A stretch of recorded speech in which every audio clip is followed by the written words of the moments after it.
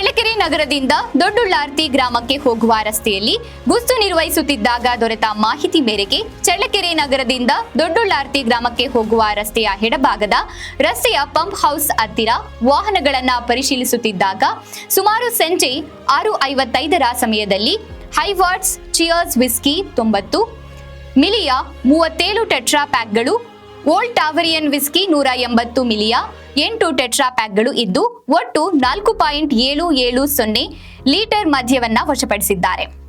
ಜೊತೆಗೆ hero Splendor plus ದ್ವಿಚಕ್ರ ವಾಹನವನ್ನ ಅಕ್ರಮವಾಗಿ ಮದ್ಯ ಪರವಾನಗಿ ಇಲ್ಲದೆ ಸಂಗ್ರಹಣೆ ಮಾಡಿ ಸಾಗಾಣಿಕೆ ಮಾಡುತ್ತಿದ್ದು ಪತ್ತೆಯಾಗಿದ್ದು, ಕರ್ನಾಟಕ ಅಬಕಾರಿ ಕಾಯ್ದೆ 1965ರ ಕಾಲಂ 10, 11, 14, 32, 34, 38ರ ಅನ್ವಯ ಶಿಕ್ಷಾರ್ಹ ಅಪರಾಧವಾಗಿದ್ದು, ನಿಯಮಾನುಸಾರ ಮದ್ಯವನ್ನ ಹಾಗೂ ದ್ವಿಚಕ್ರ ವಾಹನವನ್ನ ಇಲಾಖಾ ವಶಕ್ಕೆ ಪಡೆದುಕೊಂಡು ಸ್ಥಳ ಮಹಾಜರ್ ಕ್ರಮ ಜರುಗಿಸಿ ಘೋರ ಮೊಕದ್ದಮೆಯನ್ನ ದಾಖಲಿಸಿದ್ದಾರೆ.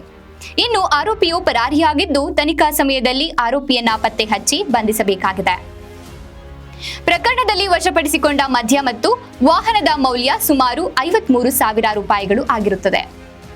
ಸದರಿ ಕಾರ್ಯಾಚರಣೆಯಲ್ಲಿ ಸಿ ನಾಗರಾಜು ಅಬಕಾರಿ ನಿರೀಕ್ಷಕರು, ರಂಗಸ್ವಾಮಿ ಅಬಕಾರಿ ಉಪನಿರೀಕ್ಷಕರು, ತಿಪ್ಪಯ್ಯ ಅಬಕಾರಿ ಉಪನಿರೀಕ್ಷಕರು, ಮುಖ್ಯ ಪೇದೆಗಳಾದ ಎನ್ ನಾಗರಾಜು, ಮಂಜುಳಮ್ಮ, ಸೋಮಶೇಖರ ಇವರು ಪಾಲ್ಗೊಂಡಿದ್ರು.